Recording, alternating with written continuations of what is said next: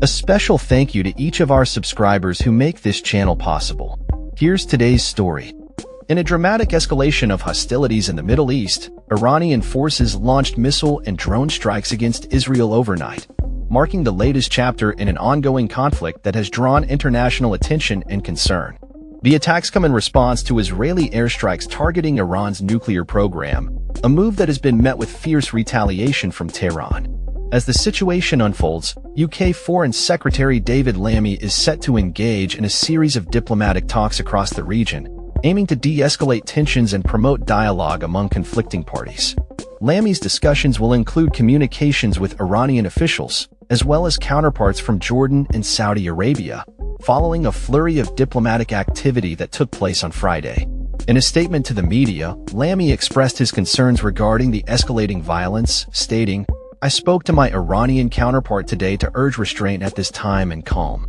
I recognize that this is a moment of grave peril in the Middle East." The conflict was ignited by Israel's preemptive strikes on Iranian nuclear facilities, which Israeli officials justified as a necessary action to prevent Iran from advancing its nuclear capabilities. However, experts in the U.S. government have indicated that Iran was not actively pursuing the development of nuclear weapons. In retaliation, Iran launched a series of drone and ballistic missile attacks, resulting in significant casualties. According to reports, at least 78 individuals have been killed, and over 320 have been injured in the crossfire, with Iranian officials claiming that their response has also resulted in casualties among Israeli forces. International leaders are closely monitoring the situation, with UK Prime Minister Keir Starmer and US President Donald Trump calling for diplomacy and dialogue during a conversation on Friday. Starmer has urged Israeli Prime Minister Benjamin Netanyahu to pursue a diplomatic resolution to the crisis, emphasizing the importance of de-escalation in the volatile region. In a related development, a high-level Cobra meeting of UK ministers was convened to assess the unfolding situation, although no further meetings are expected on Saturday. Whitehall officials are anticipated to continue discussions as they seek to navigate the complexities of the ongoing conflict. As the conflict intensifies, the ramifications extend beyond the immediate region, drawing in global powers and raising concerns about the potential for wider conflict. The Iranian government has issued warnings to the US, UK, and France, cautioning against any support for Israel in its military actions. Iranian state media reported that Tehran is prepared to respond decisively to any perceived threats. The diplomatic landscape is further complicated by India's involvement, as External Affairs Minister S.